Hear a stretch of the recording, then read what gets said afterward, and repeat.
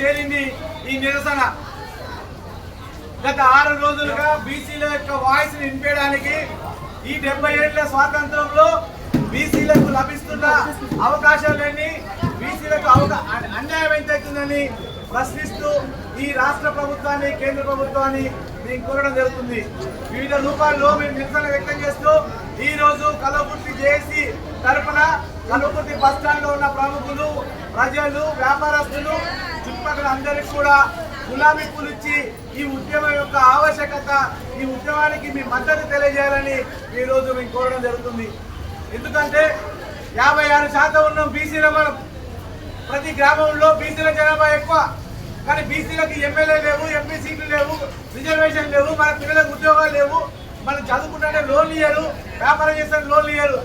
ఇట్లాంటి పరిస్థితుల్లో ఒక వార్డు మెంబరు, ఒక మున్సిపల్ కౌన్సిలర్, ఒక సర్పంచ్, జెడ్పీటీసీ ఇట్లాంటి పదవులు వస్తే రాజకీయంగా బీసీలకు వాటా పెరుగుతుందని మనందరూ ఆశించడం జరిగింది. ఆశించిన దానికి జీవో నెంబర్ 9 ఈ రేవంత్ రెడ్డి సర్కార్ తీసుకొచ్చింది. ఆ జీవో నెంబర్ 9 మీద రెడ్డి జాగృతి అని మాధవ్ రెడ్డి కేసేసి దాన్ని హైకోర్టులో అడ్డుకోవడం జరిగింది. మేము అడుగుతున్నాం రెడ్డి జాగృతిని, యావత్ రెడ్డి సమాజాన్ని, మీకు ఎప్పుడైతే ఈడబ్ల్యూఎస్ ఇచ్చినప్పుడు మేము ఖండించలేదు కదా, మీరు కేసులు వేసి లాక్కుంటున్నారని చెప్పేసి. కాబట్టి మీరు కూడా ఆలోచించాలి. మీ జనాభా ఎంతో అంతే తీసుకోండి, మా జనాభా ఎంతో అంత ఇవ్వాలి.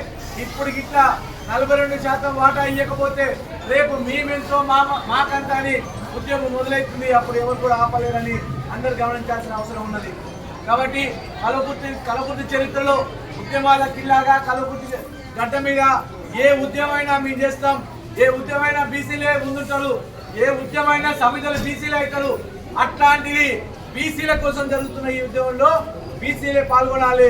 గ్రామ స్థాయిలో, మీ ఇంటి స్థాయిలో, వార్డు స్థాయిలో మీరందరూ కూడా బీసీలకు జరుగుతున్న అన్యాయం ఏంటిది, ఈ రిజర్వేషన్లు ఎందుకు సాధించాలి, ఈ రిజర్వేషన్ల ఆవశ్యకత ఏంటి అందరూ చెప్పాల్సిన అవసరం ఉంది.